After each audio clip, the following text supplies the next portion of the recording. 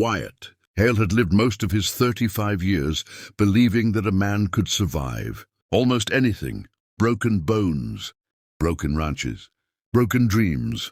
But nothing had ever broken him the way losing his family had. Before the accident, he was the loudest laugh in every saloon, the strongest back on the field, the cowboy every ranch hand wanted to be like. But after that black winter night 3 years ago, when he'd lost his wife, Clara, and their unborn daughter in a runaway horses accident, he became a ghost drifting across the open plains. He sold half of his cattle, shut down his rodeo dreams forever, and moved into a small wooden cabin tucked behind a frozen creek far from the nearest town, hoping solitude might silence the weight inside his chest. But solitude didn't silence anything, it only made it heavier. Wyatt spent his mornings chopping wood, his afternoons mending fences, and his nights staring into a fire that burned too quiet. Folks in town whispered about him, the broken cowboy who didn't smile no more. He didn't care. He didn't need people. He didn't need life. At least, that's what he told himself, right up until the morning he heard the scream. It happened just as dawn cracked open the sky. Wyatt had been tending to his horse, Bandit, when a sharp, piercing cry ripped through the icy wind. It wasn't the cry of a grown person. It wasn't even the cry of an injured animal.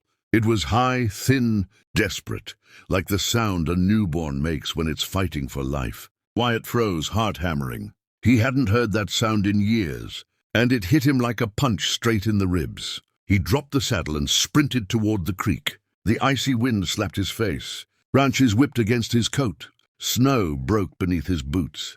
And then he saw them, 3 small bundles, no bigger than winter loaves, floating helplessly in the creek's half-frozen water.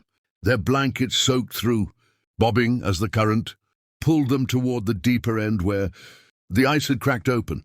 3 babies, 3 innocent lives sinking fast. For a split second, Wyatt's mind refused to understand. Who would do this? Why here? Why them? But he didn't waste another second thinking. He leaped into the creek, the freezing water shocking him so hard it felt like knives slicing through his skin.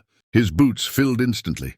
His coat dragged him down, but he fought against the ice, kicking toward the first bundle. The baby, a little girl, was barely breathing, lips turning blue. Wyatt grabbed her against his chest, then lunged toward the second baby, a tiny boy with dark hair. His cry was fading. Wyatt snatched him up and shoved him onto a stable block of ice. The third baby was further down, already sinking, only the corner of the blanket visible. Wyatt dove, lungs burning, pulling the tiny body back to the surface. He had all 3, but now the current had him. It yanked at his legs, threatening to drag him under. He tried swimming toward shore, but the ice broke again, swallowing him deeper. He pushed the babies above the surface, praying the ice shelf would hold them. His body grew numb, his fingers stiffened. For a moment, Wyatt thought, this is it. This is how I go, saving somebody else's children when I couldn't save my own. But something inside him sparked, something he thought had died with Clara, a will, a fire, maybe even a purpose. Gritting his teeth, Wyatt shoved the babies ahead of him, using his last strength to push the nearest one onto thicker ice. His arms felt like cement, but he kept going inch by inch, until the other 2 babies were on the ice as well. Then with a roar that tore from the deepest part of his soul, he pulled himself out. His coat was frozen solid, his beard dripped ice. But the babies, God help them, they were alive, barely. Wyatt wrapped them in his jacket, running back to his cabin with all 3 pressed against his chest. Inside, he lit the fire so fast his hands shook. He stripped their wet blankets, wrapped them in wool, then stroked their tiny hands, whispering, "Stay with me, little ones. Stay with me." One began to wail, a thin, cracking cry, but the sound made Wyatt fall to his knees in gratitude. Crying meant life. Crying meant hope. Hours passed. Wyatt fed them warm milk with a dropper he hadn't used since Clara's pregnancy days. He checked their breathing every minute. Finally, when the storm outside calmed, he saddled Bandit and rode toward town, babies strapped safely against his chest. He burst into the sheriff's office, skin still numb from the creek. Sheriff Grant stood from his desk. "Good God, Wyatt, what happened?" Wyatt laid the babies on blankets. "Someone tried to drown them," he said, voice shaking with anger. "I found them floating in the creek. Someone left them to die." The sheriff called for the town doctor, who ran in minutes later, breathless. As they tended to the babies, warming them, checking their lungs, listening to their heartbeat, people gathered outside, whispering in shock, horror, disbelief. Who could abandon 3 newborns like that? What kind of heartless monster would do such a thing? But amid the chaos, Wyatt stayed silent, staring at the babies with a strange feeling he couldn't understand. Maybe it was instinct, maybe it was fate, or maybe it was the first spark of something he had forgotten: purpose. When the sheriff asked him to stay for questioning, Wyatt nodded.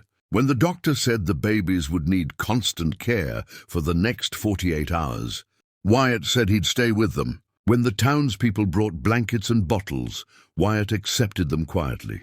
Everyone expected him to leave after the first hour or 2 or 3, but he didn't. He sat beside those babies all night, watching them breathe, watching their tiny chests rise and fall like fragile miracles. And somewhere in that long night, as the fire crackled and the storm ended, Wyatt felt something shift inside him. The broken pieces of his heart started to warm, to thaw, just like the babies. He'd pulled from the icy death. He wasn't sure who had abandoned them. He wasn't sure what the truth behind their story was. But he knew one thing. These 3 little souls had pulled him back from the edge of his own icy darkness. And he wasn't about to let them slip away again, Wyatt. Hale had always believed pain was something a man learned to carry alone. But ever since he had pulled the 3 tiny babies from the icy creek, something inside him had begun to change, slowly, quietly, like frost melting under a shy sun. The clinic had become his second home, and the triplets, Daniel, Daisy, and Hope, had become the steady heartbeat that pulled him back from the edge of the numb life he once lived. When their mother Ilara arrived, broken, bruised, terrified, Wyatt saw a reflection of the same helplessness he once felt after losing his own family. Yet there was something fierce about her too, a spark in her eyes that told him she had fought for these babies with everything she had. The sheriff promised justice. The townspeople offered food and clothes. But it was Wyatt who kept watch at night. Wyatt who fed the babies when their mother cried herself to sleep. Wyatt who rocked them gently as if they were pieces of his own shattered past, fitting themselves back together. When the town gave Ilara a small cottage, and she shyly asked Wyatt if he could stay close just until she felt safe again, he felt a warmth he hadn't known in years. Days turned into weeks, and life shifted into something soft and almost magical. Ilara cooking simple stews while Wyatt whittled wooden toys on the porch, the babies crawling over his boots like they already believed he belonged to them. He found himself smiling more, speaking more, living more. The townsfolk whispered that the broken cowboy was healing, and maybe, just maybe, finding a family again. One evening, as the sunset painted the sky with gold, Ilara stepped outside holding baby, Hope, and whispered the words that suddenly made Wyatt's world stand still. "You didn't just save my babies. You saved me." Her voice trembled, her eyes shining with gratitude that ran deeper than words. Wyatt swallowed hard, feeling something warm swell inside him, something like belonging, something like purpose, something he thought he'd lost forever. He looked at the triplets playing in the grass, at Ilara's hopeful eyes, and he realized that the icy creek had not only given 3 babies a second chance at life, it had given him one too. And from that day forward, Wyatt Hale, the cowboy who once believed his story was over, silently promised to protect this new family with every beat of his heart. Because sometimes miracles don't fall from the sky. They float down an icy creek waiting for a broken soul brave enough to save them.